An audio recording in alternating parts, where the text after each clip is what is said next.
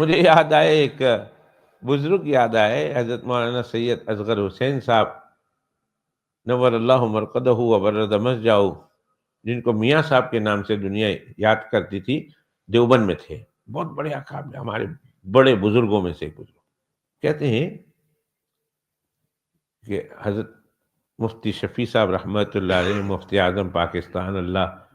ان پر کروڑوں رحمت نازل فرمائے، اور اللہ پوری امت کی طرف سے ان کو جزائے خیر عطا فرمائے، دین کا بڑا کام کر کے گئے۔ تو حضرت مفتی صاحب کہتے ہیں ہم لوگ ان کے یہاں گئے، ہم لوگوں نے جو ہے کھانا ہم کو کھلایا، اور کھانا کھلانے کے بعد جب دسترخوان، تو ہم نے کہا حضرت آپ بیٹھے ہم کر دیں گے، فرمایا تم کو دسترخوان بھی آتا ہے کرنے کا؟ ہم نے کہا حضرت اس میں کیا بات ہے دسترخوان لپیٹنے کا اور اس کو ٹھیک کرنے کا؟ فرمایا تم کو نہیں آتا، تم بیٹھے رہو، تم بیٹھے رہو۔ حضرت اٹھے،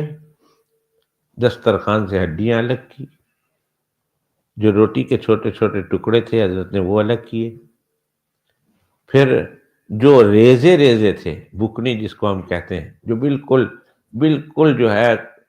کھانے کے قابل نہیں بلکہ پکڑنے کے قابل نہیں، حضرت نے اس کو الگ کیا، ریزہ ریزہ اس کو کہتے۔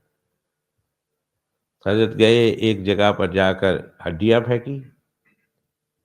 ایک جگہ پر جا کر وہ روٹیاں رکھی، اور تیسری جگہ پر جا کر حضرت نے دسترخوان صاف کیا اور وہ بکنی اور وہ جو ریزہ ریزہ ہے وہ ایک جگہ پھینکا۔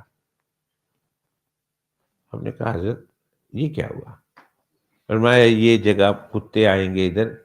اور ان کو ہڈی کی ضرورت ہے، اس ہڈی کے لیے میں نے کتے کی جگہ پر ہڈی پھینکی ہے تاکہ یہ ہڈی ان کی خوراک بن جائے، اور اس جگہ پر روٹی پھینکی ہے کہ یہاں سے پرندے آئیں گے، اور پرندے آ کر اس درخت کے اوپر پرندے رہتے ہیں، آئیں گے اس کے اوپر بیٹھیں گے، ان کو روٹی روزی یہاں سے مل جائے گی، اور جو میں نے ریزہ ریزہ وہاں پھینکا ہے وہاں چونٹیوں کا ڈیرا ہے، اب یہ چیزیں تو نہیں کھا سکتی، وہ چونٹیاں کھائیں گی، اس لیے میں نے ان کے بل پر جا کر رکھ دیا ہے، ہر ایک کو اس کا حق دے دیا ہے۔ یہ ہے دسترخوان بند کرنے کا اور پیک کرنے کا طریقہ۔